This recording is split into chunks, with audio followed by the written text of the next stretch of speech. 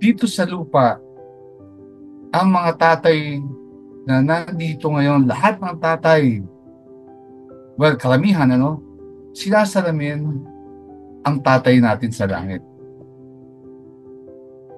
Napapakita namin ang siguro a glimpse kung sino talaga ang tatay. Pero si Jesus dito sa binasa natin na parable of the prodigal son, pinapakilala ni Jesus kung sino talaga ang tatay. Ano ba siya? Sino ba siya? Ano ba laman ng puso niya? At ang laman ng puso ng tatay natin, di ba? Puro pagmamahal. Isipin ninyo sa kwento, hiningi ni Bunso na, Tay, akin na yung mana ko. Pagod na katrabaho dito sa lupain natin. Magbubuhay marangya siya. So, sa bait ng tatay, pinagbigyan siya. Binigay sa kanya yung hinihingi niya. Pero ano ibig sabihin nito? Anong ibig sabihin nito ay kino-consider ni Bunso na patay na si tatay. Kasi hiningi na yung mana, di ba? Kailan mo ba binibigay ang mana? Pagka namatay na, di ba? Bibigay mo na yung mana.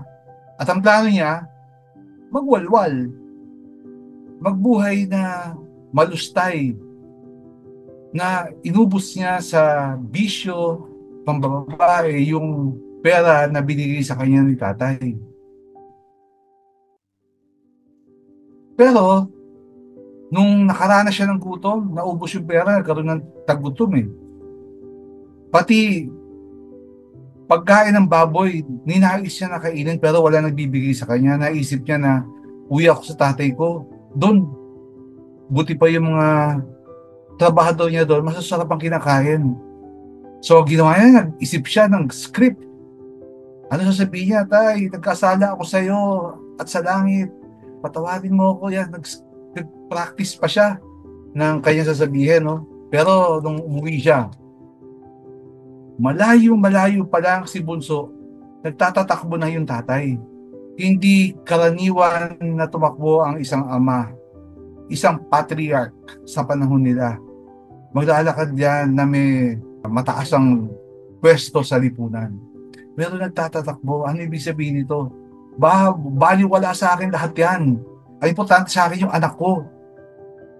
Ibig sabihin pa nito, na malayo pa lang, nagtatatakbo ng tatay, matagal na siyang nakatingin sa malayo. Inaabangan niya na babalik na yung kanyang anak. At ganyan din ang tatay sa atin. Ganyan din ang tatay sa atin. Ganyan niya tayo kamahal. Ngayon, pag-usapan naman natin yung panganay. O sila, pag-usapan natin yung anak na si Bunso. Si tatay nakilala natin na mapagmahal. Ano ginawa niya? Suotan yan ng robe. Suot yung singsing. Suotan ng sandalyas. Ano ba ang ibig sabihin nitong pagsuot na to? Kasi nung lumabas siya sa bahay, he was dead. He was dead spiritually. Pero nung sinuot sa kanya uli yung robe, yung singsing at sa sandalyas, ito ay pagpapakita na nung balik sa kanya, yung kanyang dignidad bilang isang anak. Naalala niyo yung colorful robe ni Joseph? Kasi siya ang paboritong anak ng kanyang tatay. So dito, binalik sa kanya ang kanyang dignidad. Ano sabi niya? Magpapatay kayo ng guya. Mag-celebrate tayo. So gano'n niya, naging masaya. Eto ngayon yung panganay. Umuwi, galing sa pagtatrabaho sa Bukirin. Ano ganap? Sabi niya, bumalik yung kapatid mo, kwento sa kanya yung nangyari. Naggalit. Hindi siya nakaramdam ng katuwaan, kasiyahan na bumalik yung kapatid niya. Galit ang naramdaman niya. Ayaw niyang pumasok sa bahay. Pero kung titignan niyo, pareho silang isa umalis, yung bunso, yung anak ayaw pumasok sa bahay. Ano ibig sabihin nito? Parehong broken ang relationship nila sa tatay. Yung isa, nung umalis, sinira niya yung relasyon. Yung isa, pag ayaw niya pumasok, ganun din. They are in a broken relationship with the father. So lumabas yung tatay. Sabi, anak, sabi sa anak na panganay niya, anak, magdiwang tayo. Umuwi na ang bunso mong kapatid. Sabi nung anak na matanda, yung panganay. Gagamitin ko yung panganay ha, may dahilan to. Umuwi yung panganay. Sabi niya, pinaglingkuran ko kayo ng napakaraming taon. Kailan may hindi kita sinuway.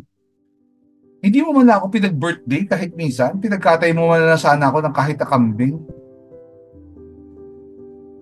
Eto, umuwi lang, pinagkatay mo yung buya. Hindi niya naiintindihan ang ibig sabihin ng pagmamahal. Ang isip ng panganay ay nasa level lang na material.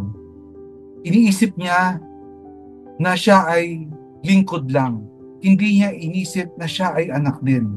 Ang sabi niya, yung magaling mong anak na inubos ang pera mo, parang ano, di ba? Hindi niya kinoconsider yung sarili niya na anak. Siya ay naninilbihan lamang.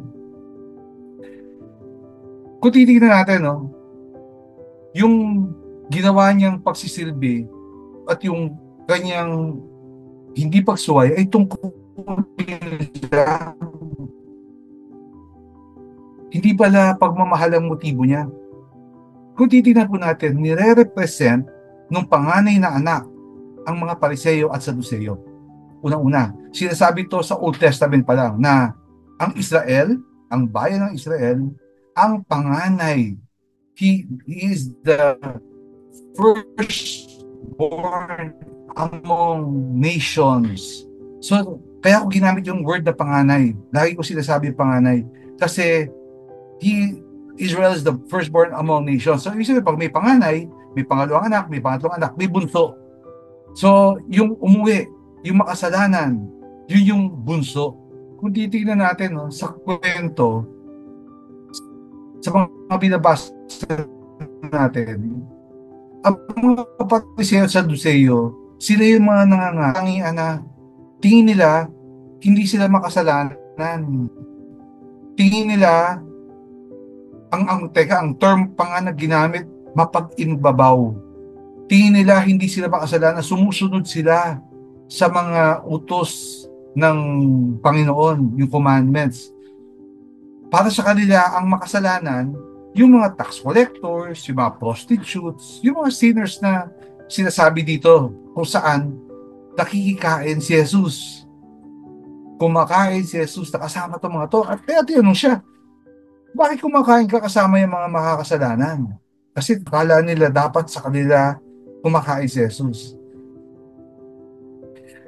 Kung titignan po natin, etong mga makakasalanan na sinasabi dito, sila po yung mga nakapasok na sa kaharian ng Diyos dahil kay Jesus.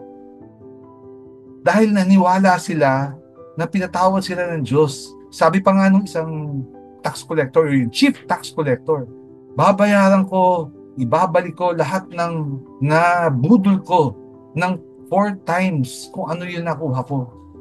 Ganun siya nagsisi sa kanyang mga ginawa. So, tanong ko lang po, tayo ba, ano ba tingin natin sa sarili natin? Makasalanan ba tayo? Lahat ba tayo makasalanan? May mga, wala bang makasalanan dito? Yung mga walang kasalanan? Yung tingin nila sa sarili nila, holy, santo na? Pagka ganun po, magpapatayo tayo ng mga rebulto ninyo at lalagay natin sa simbahan yun. Nung panahon ni Adan at ni Eva, sinarado ng Diyos ang langit. Kasi mahal niya tayo. Bakit sinarado? Kasi sabi niya, baka makakain pa doon sa tree of life. Pagka nakakain na sa tree of life na nasa makasalanan ng kondisyon, ganun na tayo. Wala nang pagkakataon na makabalik. Kaya sinarado ang langit ng Panginoon. Pero, nang dumating si Jesus sa kanyang binyag, sa transfiguration niya, sa pagbabagong anyo niya, binuksan muli ng Diyos ang langit. Sabi niya, listen to Him sa kanyang anak. Binigyan tayo ng pagkakataon ulit bumalik, makabalik ulit sa langit. At ngayon po ay panahon ng jubileo. It's the jubilee year of grace. Meron tayong pinapasok na pinto. Yung pinto na yung mga jubilee churches may jubilee door. Ito yung pagkakataon natin na bumalik sa kaharian ng Panginoon. Binibigyan tayo ng grasya ng Panginoon ngayon na makabalik dito. Sana po, we take advantage of this. Ang gawin natin, ang hinihingi sa atin, mag-confess tayo at pumasok tayo dito sa Jubilee Door, kung saan ito ay nagre-represent ng kaharian ng Diyos.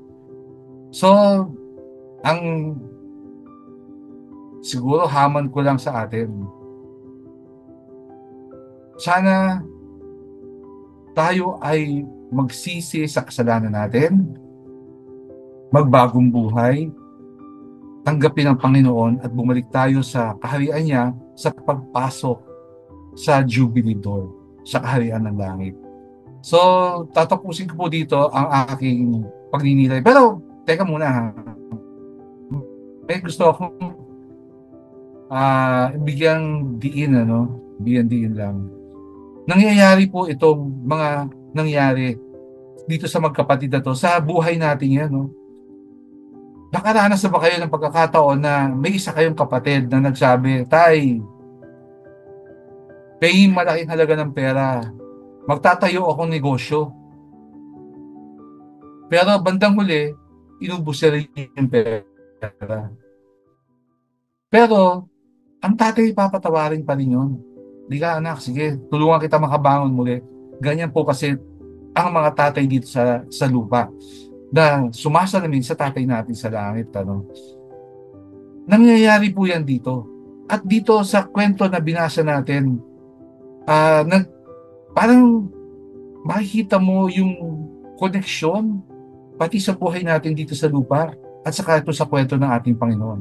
Pero, ulitin ko na lang ulit, binigay ko lang yung example na yan, pero ulitin ko lang ulit. Let us take advantage of this year of Jubilee to enter again the Jubilee Door, the door to heaven.